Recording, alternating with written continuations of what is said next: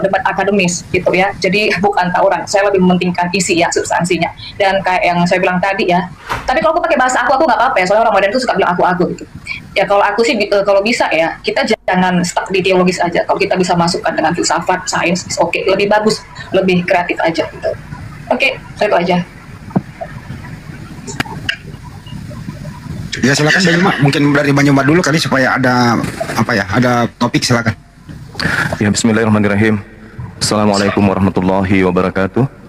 Damai sejahtera untuk kita semua, anak bangsa dimanapun kita berada. Pada siang hari ini kembali kita berdiskusi lintas keyakinan, lintas agama, di mana tema yang dipilih sesuai yang disampaikan kepada saya itu adalah tentang konsep ketuhanan. Jadi sebagai orang beriman, orang beragama, ketika berbicara mengenai Tuhan, maka aspek yang harus didahulukan itu adalah wahyu. Wahyu yang bersandar kepada apa yang diwahyukan oleh Nabi yang kita akui sebagai pembawa kabar dari langit di atas muka bumi ini. Jadi kita tidak bisa kemudian berasumsi ketika berbicara mengenai Tuhan. Kekuatan berpikir manusia hanya sampai kepada posisi bahwa kita ini memang bertuhan. Ada Khalik yang menciptakan kita, ada hakikat kekuatan di luar yang menciptakan dan mengadakan kita. Dan kekuatan akal ini tidak bisa kemudian menerka seperti apa bentuk, seperti apa wujud, seperti apa kemudian keadaan, ya, gambaran daripada pencipta yang saya maksud. Kemudian di Islam ketika berbicara mengenai Tuhan, polanya itu harus berfokus kepada yang tadi akal, dan yang kedua adalah pewahyuan, kitab suci. Keluar daripada dua ini, maka kita hanya lari kepada keadaan khurafat, mengada-ada, mengasumsi dan mencocok-cocokkan. Karena logika kita hanya disetting kemudian untuk menyeimbangkan antara apa yang dilahirkan oleh rasio, logika, dan apa yang disadurkan oleh kitab suci. Oleh karena itulah kemudian sepandai-pandainya manusia berpikir sampai ke akar-akarnya, hanya bisa memberikan suatu gambaran dan pemaknaan terkait Tuhan, tetapi tidak bisa kemudian sampai kepada identitas secara hakikat pada Tuhan itu sendiri, kecuali agama tersebut agama buatan manusia. Agama tersebut agama yang merupakan karya imajinasi manusia.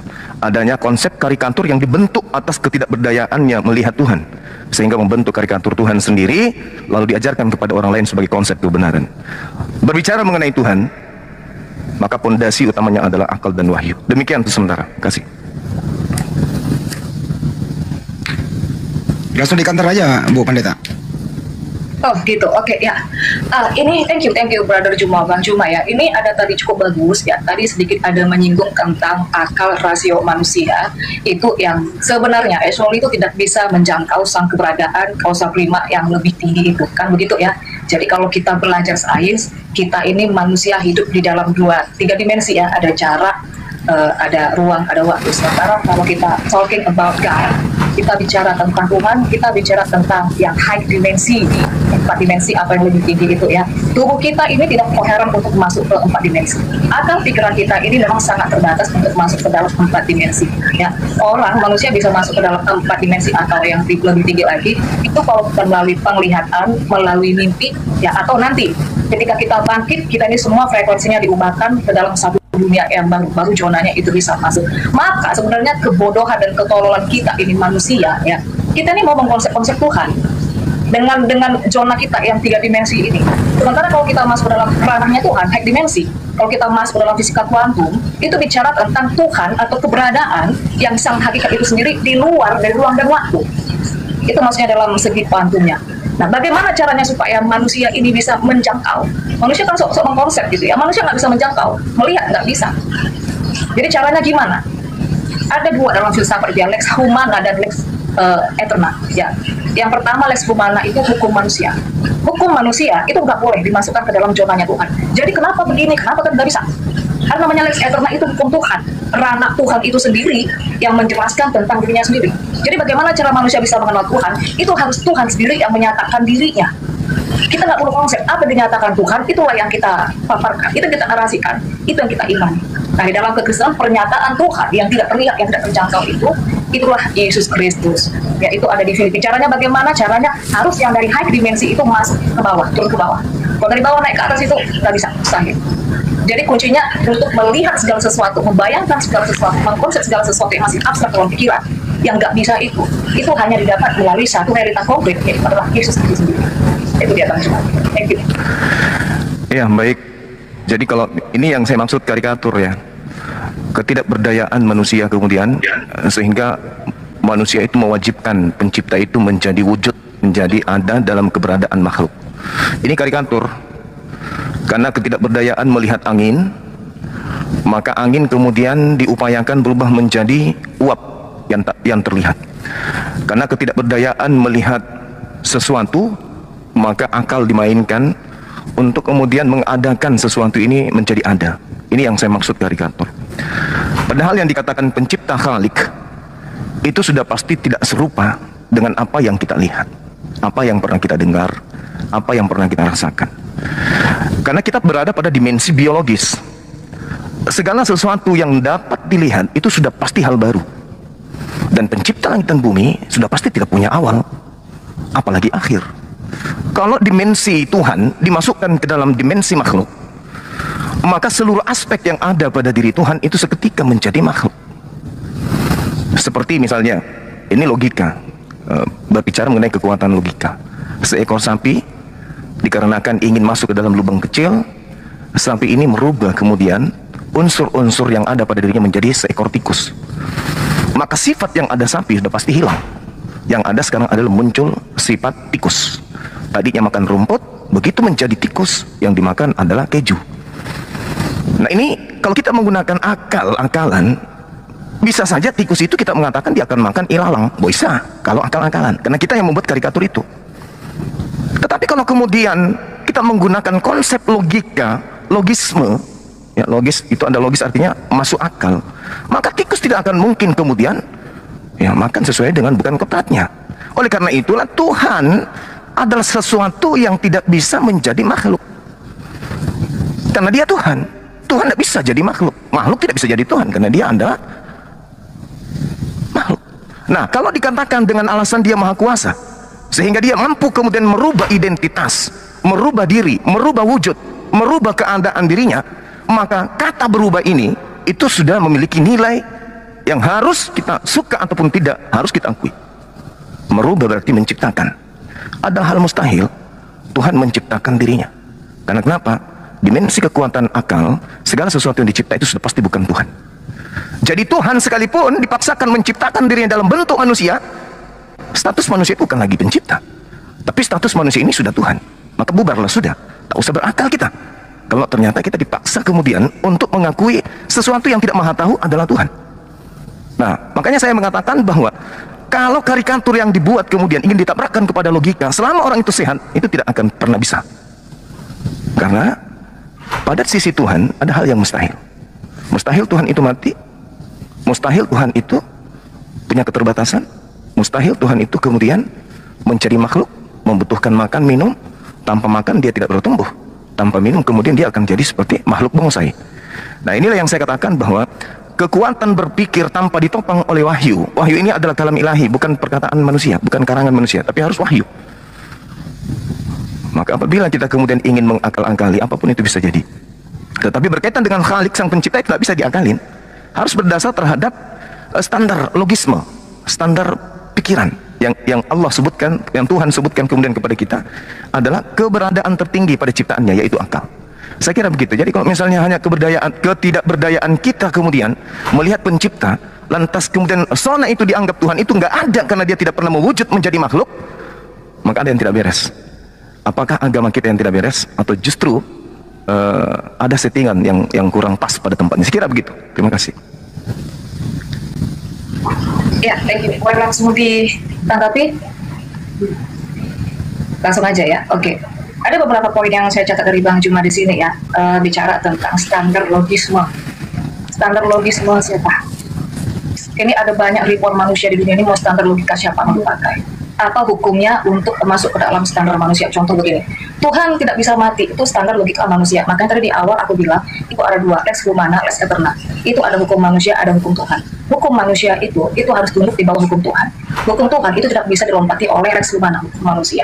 Di mana ada satu hukum yang membumi, satu hukum global yang bilang kalau Tuhan itu tidak boleh mati. Tapi kalau kita masuk ke dalam hukum internasional, hukum dunia, kita setuju. Misalnya dalam pengadilan nih, kalau ada satu kasus, ada satu fenomena ya, kalau misalnya ada satu pembunuhan, misalnya ya, itu harus ada saksi minimal 2 atau 3 orang. Saksi orang ini harus ada data, testimoni, foto, dan segala macamnya.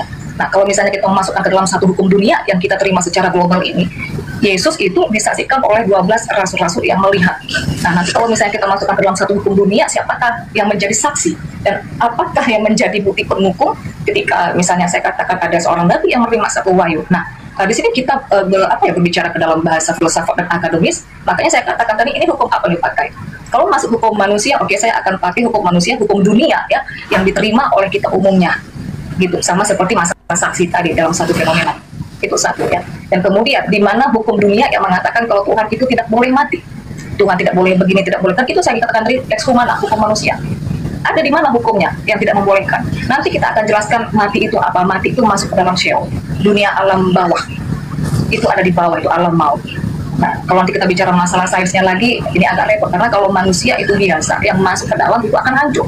Tapi kenapa ada satu sosok itu yang masuk ke dalam itu bisa keluar dengan fine-fine saja? Justru dari situlah menunjukkan kemahakuasaannya, kan begitu, itu satu ya. Kemudian Tuhan itu tidak bisa menjadi makhluk tadi ya, kalau nggak salah ya, koreksi kalau saya salah ya. Makhluk itu ciptaan. Tuhan memang tidak bisa digolongkan dalam satu makhluk. Manusia, hewan, tumbuhan itu yang mengelompokkan makhluk hidup. Kalau Tuhan itu nggak bisa dikatakan sebagai makhluk, karena makhluk itu ciptaan. Sementara kita tahu Tuhan itu bicara tentang sesuatu yang ada tanpa diadakan, sang penyebab tanpa disebabkan. Dia sang kausa prima yang saja semua segala sesuatu terbentuk di luar ruang dan waktu. Jadi kita nggak bisa katakan Tuhan itu makhluk. Nah, mungkin di sini ada miss-nya dari teman-teman muslim ya, dengan Bang Juma juga. Saya dari Onigis itu menolak sekali doktrin Tuhan menjadi manusia. Karena dalam bahasa aslinya itu Tuhan tidak menjadi manusia. Tapi saat ini tuh Tuhan menjadi daging. Daging itu bicara tambahan kasar dari tubuh. Tubuh itu bicara tentang budi. Manusia itu pengelompokan makhluk hidup. Nah, jadi kalau dikatakan Tuhan itu menyerupai suatu makhluk, itu tidak benar. Karena kami menolak Tuhan menjadi manusia, Tuhan menjadi makhluk. Yang benar adalah yang di Kejadian 1:26, justru manusia itu adalah blueprint-nya Tuhan. Mengambil bentuknya Tuhan, bukan sebaliknya. Itu selon demut, gambar rupa. Nah, itu yang kedua. Kemudian yang terakhir aja ya, yang lebih penting ya, banyak sebenarnya poinnya tadi, cuman yang penting aja lah ya. Segala sesuatu yang dilihat adalah sesuatu yang baru. Kalau di pengkhotbah itu ya, pengkhotbah ini termasuk filsafat juga ya. Saya katakan di pengkhotbah 1 ayat 9 dikatakan tidak ada sesuatu yang baru di bawah matahari. Bahkan ilmuwan itu, para saintis juga bilang sebenarnya segala sesuatu ini yang tampak sekarang ini itu berasal dari sesuatu yang tidak tampak. Jadi kalau kita ada melihat sesuatu ini sekarang ini, itu bukan sesuatu yang baru. Kita yang dijadikan apapun di dunia ini, pemerintahan, itu semua sudah ada di dunia atau dimensi lain. Jadi sangat salah, sangat digugurkan baik melalui filsafat atau sains. Dikatakan kalau kita bisa nampak sesuatu berarti ini sesuatu yang baru. Itu gugur. Itu dia Bang Jo. Mudah-mudahan bisa dimengerti bahasa-bahasa ini ya. Oke, baik. Jadi kalau dikatakan Tuhan mengambil rupa karena Tuhan itu serupa, bias daripada Tuhan manusia, berarti bisa jadi orang di luar daripada Islam, orang yang di luar daripada Kristen, sekte apapun itu mengatakan Tuhan pencipta langit dan bumi menjadi Buddha, menjadi Zeus, menjadi Krishna, ya mungkin juga menjadi makhluk aneh gitu ya. Tergantung daripada selera orang-orang yang mau percaya kepada makhluk itu. Mereka yang mengatakan Tuhan menjadi Krishna, ya nggak bisa disalahkan, karena mereka ada pada konsep karikatur yang mereka buat tentang Tuhan. Orang yang percaya kepada dewa matahari, dewa Horus misalnya, atau Attis atau Hermes, kita nggak bisa menyalahkan mereka, berarti mereka juga benar. Ya begitu juga kalau konsep Kristen mau diterima begitu saja. Yesus itu berarti Tuhan yang datang dalam rupa makhluk, yang datang yang serupa dengan makhluk. Tapi apa tujuan kita berdiskusi kalau yang kita itu ingin ceritakan berkaitan dengan logika, berbicara dengan filsafat, kalau ternyata yang diutamakan ini adalah akal-akalan dan mengutamakan kemudian doktrin dan dogma? Untuk apa diskusi ini dibentuk? Padahal kita berbicara mengenai konsep Tuhan, berbicara mengenai konsep Tuhan, tak ada yang tahu tanpa diberitakan oleh para wakil Tuhan.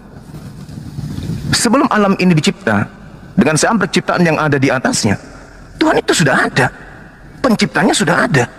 Mau kita imani ataupun tidak, Tuhan tidak kurang. Dia mau menjadi makhluk, atau dia mau mengambil rupa makhluk, atau dia mau serupa dengan makhluknya, Tuhan tidak akan pernah kurang tanpa dia melakukan itu. Oh tidak, Tuhan harus menjadi manusia supaya ada saksi. Wah, parah ini. Jadi ketika Tuhan tidak menjadi serupa, dengan makhluknya, Tuhan itu menjadi tak ada. Waduh, parah itu. Kalau dikatakan Yesus itu Tuhan, disaksikan 12 orang, lalu siapa saksi Tuhan ketika menciptakan alam semesta? Ada yang menyaksikan? Oh, nggak ada. Oh, berarti Tuhan itu nggak ada dong. Ini logika kayak mana ini yang dipakai? Justru kalau kita berfilsafat, dengan kita bercermin pun kita sudah tahu Tuhan itu ada. Dengan kita hidup pun kita udah tahu Tuhan itu pasti ada. Dan keberadaan Tuhan itu tidak bisa kemudian kita membuat karikatur sesuai dengan selera. Oh, Tuhan harus menjadi bayi, Tuhan harus menjadi ini. Loh, kenapa bisa kayak begitu? Orang yang berakal dan akalnya itu kemudian dicakupi dengan kebenaran wahyu, Tuhan itu ada tanpa mesti kita harus lihat, tanpa mesti harus ada saksi. Apa gunanya ada saksi? Ternyata yang disaksikan itu hanya manusia. Sejuta saksi tanya, yang kamu lihat makan dan tidur itu siapa? Tuhan. Bukan, dia manusia. Siapa yang membuatnya menjadi Tuhan? Orang-orang yang punya keinginan kemudian melihat Tuhan. Karena keterbatasan akal sehatnya untuk menapaki keberadaan pencipta. Jadi sekali lagi saya katakan bahwa Tuhan itu ada tanpa awal. Makanya dikatakan dia maha awal. Artinya kalau Tuhan itu ada tanpa awal, sebelum kita dicipta, sebelum kita bisa, sebelum kita kemudian ada, Tuhan itu sudah ada. Begitu kita ada, kita menginginkan dia harus nampak. Kalau dia nampak berarti dia sudah bukan Tuhan, karena dia memiliki keterbatasan. Nah sekarang saya sebagai orang beriman, itu kekuatan logika, kekuatan logika sederhana yang orang awam pun bisa paham. Nah sekarang sebagai orang beragama, saya tidak bisa lepas dari dalil. Maka sebagai muslim saya mengajukan sebuah dalil dalam kitab suci saya, laisa kamitslihi syai'. Tuhan itu tidak serupa dengan apapun. Dan itu para nabi juga menyampaikan menurut internal Judaism. 2 Samuel 7 nomor 22, Tuhan itu maha besar. Tuhan itu maha besar dan tidak serupa dengan makhluk. Yeremia 10 nomor 6, Tuhan itu maha tinggi dan tidak serupa dengan makhluk. Lalu kita siapa? Kalau Tuhan sendiri sudah menyatakan dia tidak serupa dengan apapun, lalu kemudian oh tidak, Tuhan itu harus turun supaya kita saksikan. Ini apa-apaan ini?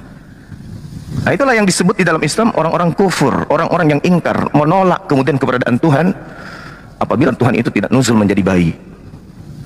Nah saya kira begitu saudari ya. Jadi kalau berbicara mengenai filsafat, orang filsafat pun, bahkan yang menemukan filsafat pun hari ini mereka bertuhan kepada hakikat yang maha tinggi, maha suci, tanpa mereka harus menjelmakan atau membuat Tuhan itu menjadi sesuai apa yang mereka inginkan. Demikian sementara, silakan.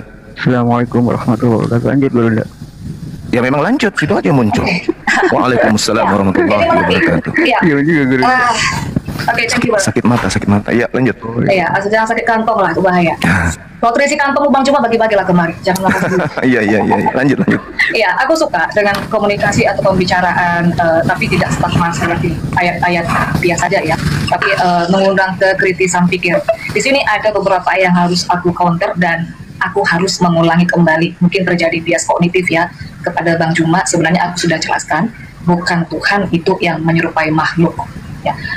Mau nanya dulu, Bang Juma pernah ngelihat Sefirot nggak? Ya, Tree of Life, 10 pohon kehidupan. Ya. Biasa. Nah, jadi begini. Gambarnya tapi. Ini sangat. Ya. Tuhan itu bukan menyerupai makhluk. Sekali lagi, kami menolak Tuhan menjadi manusia. Tidak pernah Tuhan menjadi manusia. Ya Tuhan ya Tuhan, manusia. Tuhan mau di Pluto, mau di alam barzah, mau di dunia mana, mau di mana pun tetap Tuhan. Tidak pernah berubah menjadi apapun. Nah, makanya saya katakan di Kejadian 1 ayat 26, di sana manusia bahasa Ibrani-nya Adam ya. Manusia itulah yang diciptakan sesuai dengan representasinya Tuhan, sesuai dengan blueprintnya Tuhan. Selem demut, gambar rupa. Jadi kalau masalah selem menu itu bicara tentang pikiran, emosional, kehendak. Kalau demut itu bicara seperti ukiran, pola, peta. Coba buka aja nanti kalau punya interlinear, aku bisa buka nanti kalau misalnya diizinkan buka, tapi ini aku sampaikan narasi supaya tidak wasting time ya. Selem demut. Jadi demut itu bicara body physically, soma. Body itu ya kepala, tangan, kaki, bentuk pola. Kalau kita menjahit, kita sudah polanya kan. Nah, jadi Adam itu diciptakan sesuai dengan selem demut representasi Tuhan. Nah, kalau di dalam Kabbalah itu mereka bikin satu gambar peta itu Sefirot.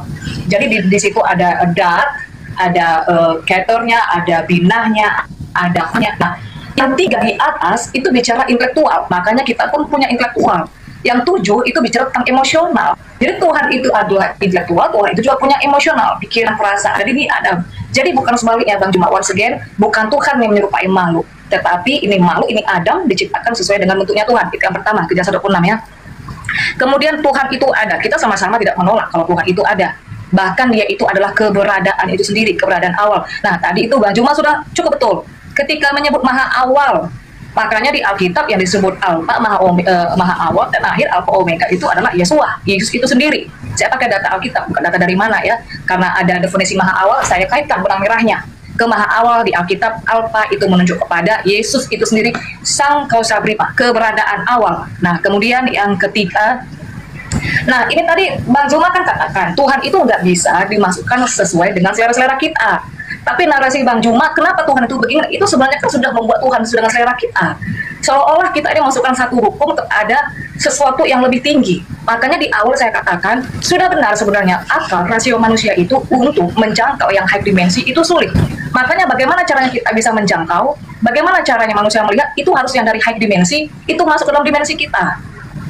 Artinya kalau memang dia menyatakan sesuatu, inilah yang kita terima. Bukan kita ini yang membangun-bangun narasi, konsep atau imajinasi. Nah ini yang bertabrakan. Nanti saya akan masukkan mulai dari perjanjian lama, tanah, ya, di mana sebenarnya Yahudi ini adalah yang lebih tua dari Kristen dan Muslim. Kita ini harus berakar dari sana. Karena Islam juga membawa Musa juga Abraham, sama dengan Kristen, maka kita harus stressing point-nya berangkat dari Tuhan Musa, Tuhannya Abraham. Nah siapa kan begitu. Kemudian bicara logika, dari tadi kita bicara logika ya Bang Juma ya. Logika, logos itu adalah Yesua itu sendiri. Itu di Yohanes 1 ayat 1, sang logos. Jadi sang logika itu dia sudah ada sebelum segala sesuatu itu ada. Dan sang logikos itu, sang firman itu adalah Yesus itu sendiri. Makanya saya setuju ketika kita berbicara tentang teologi ya, kita tidak boleh hanya bicara rasa-rasa. Harus rasio. Begitu. Nah, rasio apa yang mau dipakai? Saya kembali begini ke dalam Tuhannya Musa. Musa orang Ibrani. Abraham itu Ibrani. Maka ada dalam satu fenomena dalam perjanjian lama, Tuhan ini ketemu sama Musa. Nah, di sini miss-nya, bagi teman-teman Muslim, Tuhan itu, Yesus itu baru turun ke dunia setelah lahir. Salah. Di perjanjian lama Tuhan itu sudah masuk nih ke dimensi kita. Bedanya dengan perjanjian baru hanya masa dilahirkan. Tuhan menyertai bangsa dengan apapun wujudnya, seperti apapun bentuknya. Whatever, entah dia mau sekecil atom kek, mau seperti angin kek, mau seperti apa, tapi Tuhan itu masuk ke dalam dunia kita, dunia manusia. Jadi bukan hanya di perjanjian baru. Jadi gugurlah dikatakan kalau Tuhan itu harus dilihat, makanya dia dianggap ada, ya. Kenapa harus dilahirkan dan segala macam? Tuhan sudah ada di perjanjian lama, sudah turun ke dunia, sudah disaksikan. Terakhir, Shema. Shema Israel, Shema itu lebih dalam dari apa yang kita tahu ya. Kalau dalam Taurat, Shema itu di akhir Shema dan Eka ya. Ini yang paling penting, dengarlah Israel, Tuhan itu Allah kita, Tuhan itu Eka, Adonai Elohino, Adonai Eka. Jadi dalam Taurat, Shema itu di huruf akhirnya katanya A itu kapital. Kemudian yang Ekat di awal kata E-nya itu kapital, di akhir kata D-nya itu kapital. Jadi kalau disatukan AED, Aid itu artinya saksi. Shema itu saksi, hurau, melihat. Jadi bangsa Israel itu melihat, bukan hanya berimajinasi, bukan hanya merasa-rasa. Mereka melihat Tuhan. Jadi bukan hanya di perjanjian baru aja gitu. Di perjanjian lama pun mereka sudah melihat Tuhan. Itu dia. Thank you. Oke. Jadi melihat Tuhan itu tidak mesti merujuk kepada wujud Tuhan itu sendiri. Melihat diri kita itu sama hal melihat Tuhan. Ini kalau kita menggunakan logika. Karena segala sesuatu yang ada itu semuanya berasal dari Dia. Kesempurnaan kemudian yang ada pada diri Adam alaihissalam bentuk daripada kesempurnaan Dia sebagai pencipta langit dan bumi. Ini sering saya berikan contoh ketika kita melihat sebuah kendaraan misalnya. Melihat kendaraan itu bagus, yang kita puji adalah yang membuatnya. Karena gambaran kesempurnaan mobil ini adalah wujud daripada kesempurnaan yang membuatnya. Tetapi bukan berarti yang membuat mobil itu wujudnya sama seperti mobil. Nah ini yang kemudian harus kita ketahui bahwa ketika Tuhan menciptakan Adam serupa dalam bentuk gambar dan rupa, bukan bentuknya Tuhan, tapi serupa dengan apa yang menjadi ide gagasan Tuhan. Kesempurnaan alam semesta ini adalah bentuk kesempurnaan Tuhan. Bukan berarti Tuhan itu seperti Adam, matanya dua di bawah, di depan, dia punya leher, dia punya pusat, ya dia punya belalai dan seterusnya. Bukan seperti itu. Makanya dalilnya laisa kamitslihi syai'. Yeremia 10 nomor 6, tidak serupa dengan apapun. Tidak sama dengan apapun. Seperti seorang arsitek kemudian membangun sebuah bangunan yang serupa dan segambar dengan gambar arsitek.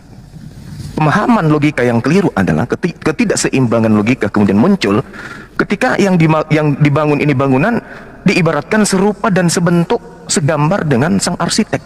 Padahal bukan kayak begitu. Mazmur 9 nomor 33 nomor 9, Yesaya 55 nomor 11, surah Yasin juga mengatakan demikian.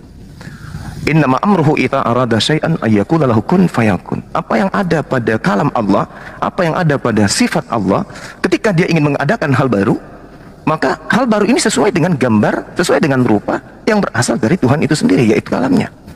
Tidak mungkin Tuhan menggambarkan dalam kalamnya menciptakan bumi bulat, tetapi yang tercipta segitiga. Itu nggak mungkin.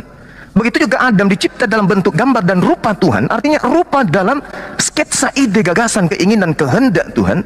Tidak mungkin kemudian terciptanya Adam itu justru tangannya ada 5. Itu artinya tidak serupa dengan gambar dan rupa yang Tuhan buat. Nah, janganlah kemudian dimensi ini seakan-akan Tuhan itu sama seperti Adam. Loh, berarti kalau Tuhan ingin melihat yang di belakang harus nengok dulu. Artinya Tuhan tidak maha melihat. Ketika ada suara samar-samar, Tuhan harus nempelkan kuping dulu berarti. Berarti Tuhan tidak maha mendengar, tidak layak disebut Tuhan. Jadi logika yang benar itu adalah apa yang ada pada makhluk itu adalah cerminan dari kesempurnaan Tuhan. Jadi kalau saudari ini tadi mengatakan orang-orang Yahudi melihat Tuhan, itu keliru. Bertabrakan dengan pernyataan Yesus, bertabrakan dengan pernyataan Musa. Keluaran 33 nomor 20, tidak ada orang yang bisa hidup melihat Tuhan, ada.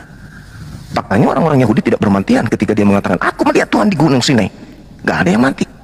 Karena yang mereka lihat itu adalah pernyataan Tuhan akan keberadaannya melalui makhluk, melalui tabir, melalui malaikat, melalui wahyu. Begitu juga Yesus, Yohanes 5 nomor 37. Tuhan yang mengutus aku, kamu tidak pernah melihat dan suaranya pun tidak bisa kau dengarkan, tidak pernah kau dengarkan. Jadi karikatur yang ada yang dibuat itu gugur seketika. Bahkan tadi ada pernyataan lucu menurut saya. Cuman saya lagi tidak selera tertawa, mata saya lagi sakit. Dikatakan bahwasanya Yesus itu adalah bukan ciptaan, bukan makhluk, tapi Yesus itu adalah Tuhan itu sendiri.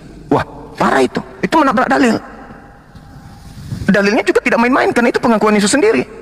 Dikatakan dalam Yohanes 5 nomor 42 ya. Aku datang bukan atas kehendakku sendiri. Yohanes 8, sorry. Jadi kalau Yesus itu datang bukan atas kehendaknya, berarti dia bukan yang maha berkehendak. Dengan demikian, Yesus bukan Tuhan. Karena yang disebut Tuhan itu maha segala-galanya. Mazmur 33 nomor 9, Yesaya 55 nomor 11. Yesus mengaku kok, aku datang bukan atas keinginanku. Lalu atas keinginan siapa? Keinginan dimensi, hakikat di luar aku berarti. Ya berarti Yesus gugur sebagai Tuhan. Gugurlah iman orang-orang yang menganggap dia itu adalah Tuhan. Karena pengakuan Yesus itulah yang mutlak harus dipercaya. Karena Yesus mengatakan barang siapa yang menolakku, dia tidak menerima firmanku. Firman Yesus, aku datang bukan atas kehendakku. Ya selesai. Berarti you bukan Tuhan, you bukan pencipta, you ciptaan. Makanya saya katakan tadi, segala sesuatu yang baru itu pasti ciptaan. Yesus adalah hal yang baru. Apa pembuktiannya? Mulutnya sendiri. Aku datang bukan atas kehendakku. Andai saja Yesus itu adalah Tuhan yang datang dalam bentuk sesuai dengan karikatur, maka Yesus akan mengatakan aku datang atas kehendakku sendiri. Wah, dia Tuhan sendiri nih yang datang. Ya itu pun perlu diuji. Nah sekarang pengakuannya aku datang bukan atas kehendakku, sementara Tuhan itu cuma satu kehendak. Tidak mungkin Tuhan itu dua kehendak, apalagi tiga kehendak. Yang satu berkehendak menjadi manusia, Tuhan yang satu berkehendak jadi burung. Mana nantinya perang antara Tuhan dengan Tuhan? Maka ada persidangan Tuhan, larinya ke paganisme, penyembah kepada dewa-dewa. Jadi mohon maaf saudari ya, apa yang saudari saya sampaikan itu adalah lebih baik masuk ke dalam ranah dalil, karena ujung-ujungnya dalil juga. Cuman celakanya kalau masuk ke ranah dalil pun karikatur yang anda buat itu sama sekali nggak bisa lolos. Karena Yesus itu makhluk, Yesus itu makhluk. Karena dia makhluk sama dengan dia ciptaan. Karena dia ciptaan sama dengan dia bukan Tuhan. Karena dia bukan Tuhan, tidak layak dituhankan. Demikian. Oke, thank you Bang Juma. Di sini ada sudah 4 kali aku hitung, Bang Juma ada bias kognitif. Aku nggak tahu ini konsentrasinya lagi kemana nih Bang Juma nih. Sekali lagi aku bilang, kami menolak Tuhan menjadi manusia. Dia hanya datang, itu ada di Filipi 2, itu nanti ayat 7-8. Dia hanya datang di dalam penampilan manusia. Jadi bukan identik, bukan equal. Dan kami sangat menolak Tuhan menjadi manusia, apalagi 100% Tuhan, 100% manusia, dan segala macam. Oke, yang selanjutnya saya buka data saja dulu. Nih ya. Apakah Tuhan yang menyerupai makhluk, atau makhluk ini yang mengambil bentuk rupa Tuhan. Mungkin ini agak berat sebenarnya ya, tapi masalah terima atau nggak diterima itu bukan kapasitas saya. Aku balik kalau dulu kameraku ya, sebentar. Kasih waktu ya, Bang Juma ya. Oke. Iya. Oke, bisa minta tolong dibesarkan layarku? Sebentar.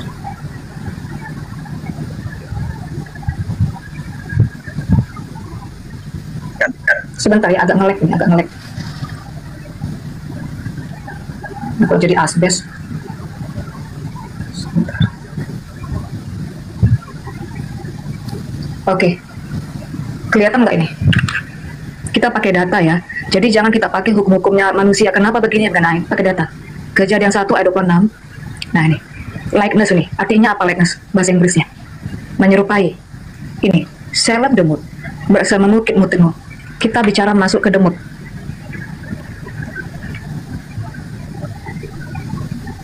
Likeness. Similitude. Ada kemiripan. Menyerupai. Model. Shape. Bentuk. Form. Ini bentuk. Jadi kalau kita bicara bentuk, kita bicara pola, kita bicara kerangka, ya kita mau bilang apa lagi? Ya bentuk gimana bentuk? Gimana bentuk kucing? Ya begitu bentuk kucing. Ada kepala, punggungnya begitu, kakinya 4 ke bawah. Gimana bentuk ayam? Ya, ada ekor segala macam. Gimana bentuk manusia? Ada kepala, tangan, kaki. Nah ini data. Jadi manusia sekali lagi, manusia itu yang diciptakan Adam itu diciptakan sesuai dengan selem demutnya Tuhan. Kalau selem itu bicara tentang emosional, perasaan, kehendak. Kalau demut itu pola, bentuk. Nah makanya ada nanti di akhir zaman ini waktu Isa itu melawan Dajjal antikris. Kalau kalian ini tahu ada muslim intelektual yang bisa dibawa karena ini pembahasan tentang manusia hybrid itu masalah bentuk yang bukannya kayak manusia. Ya begitu. Jadi Adam itu bicara tentang manusia yang segambar dan serupa dengan bentuk Tuhan. Ada nggak yang tidak segambar dengan serupa Tuhan? Ada banyak. Manusia purba itu nggak segambar serupa bentuk Tuhan. Manusia hybrid itu nanti nggak segambar. Itu hanya Adam. Jadi sekali lagi supaya terjadi bias kognitif kepada Bang Juma, bukan Tuhan yang menyerupai manusia, tapi manusia yang menyerupai. Blueprintnya Tuhan ini aku tutup dulu, aku kasih satu data, sebentar aku jelaskan yang lain. Oke ya, sebentar ya.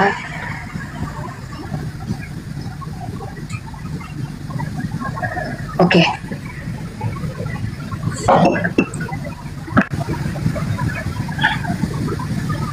Oke ya. Terus yang kedua tadi tentang segala sesuatu yang baru adalah ciptaan. Itu juga sudah aku jelaskan ya, bahwa di dunia ini tidak ada sesuatu yang baru. Tadi aku sudah kasih ayatnya, tidak ada sesuatu yang baru di bawah matahari ini. Tadi Bang Juma tuh udah agak ada benarnya bahwa semua itu berasal dari Tuhan. Jadi semua yang diciptakan ini berasal dari pancaran ilahi, pancaran Tuhan itu sendiri. Berasal dari Dia sebagai sumber satu-satunya. Makanya makna Echad, makna Esa dalam perspektif Yahudi satu itu dalam. Semua ini menyatu di dalam Dia. Itu. Oke, kemudian yang ketiga, tidak ada yang melihat Tuhan. Ini saya kasih contoh ya, ada satu ayat di Alkitab, sebentar saya buka ayatnya. Dia adalah gambar wujud Tuhan, gambar wujud Allah yang tidak kelihatan. Sebentar.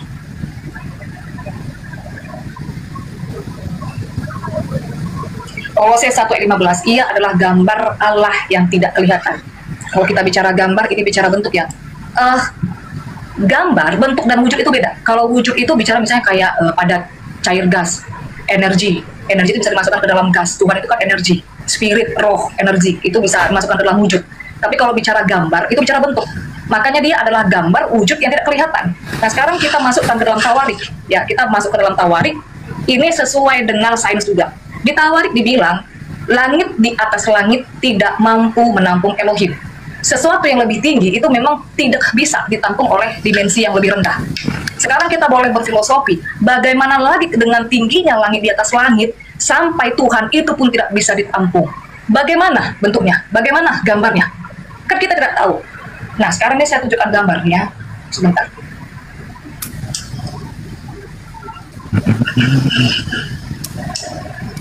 Ini saya tunjukkan, ini gambar harimau. Kelihatan nggak?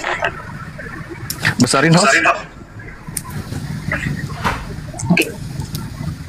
Ini ya. Ini gambar harimau. Ini 2 dimensi. Ini hanya ada bentuk atas bawah. Tidak ada dalam. Banyak manusia itu mengkonsep Tuhan, mengimajinasikan Tuhan seperti ini.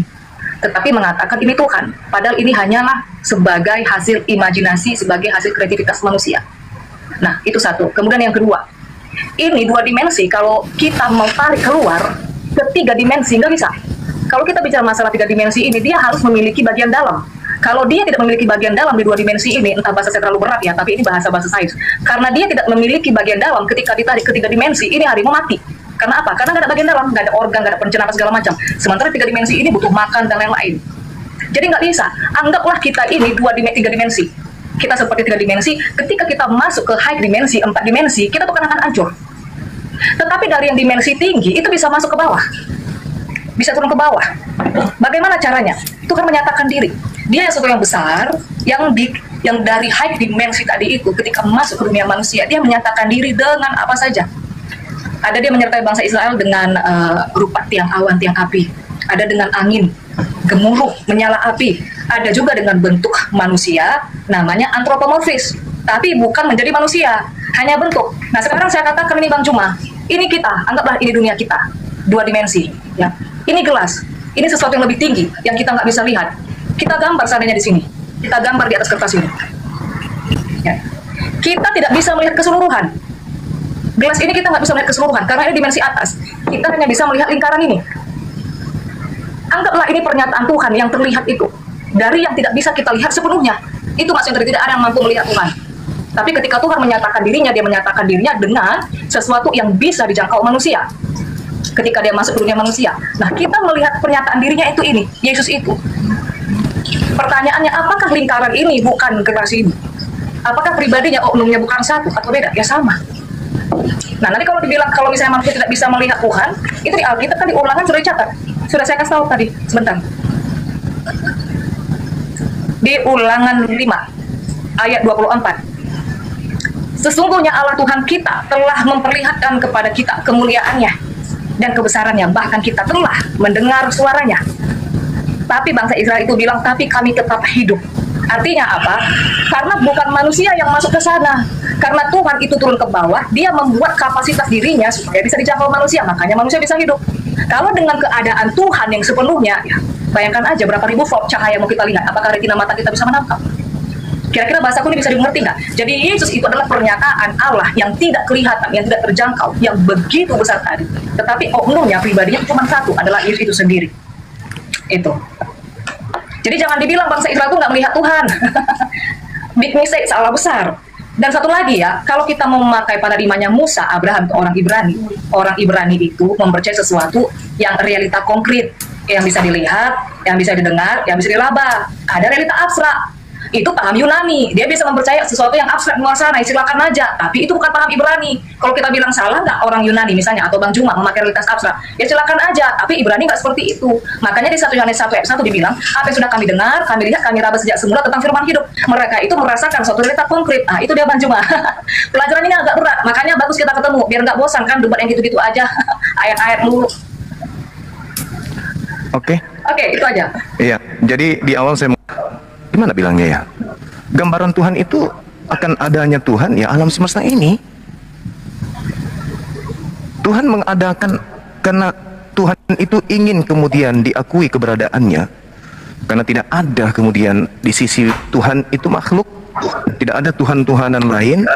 Maka ketika Tuhan itu berdiri sendiri, Tuhan itu ingin dikenal. Maka Tuhan menciptakan.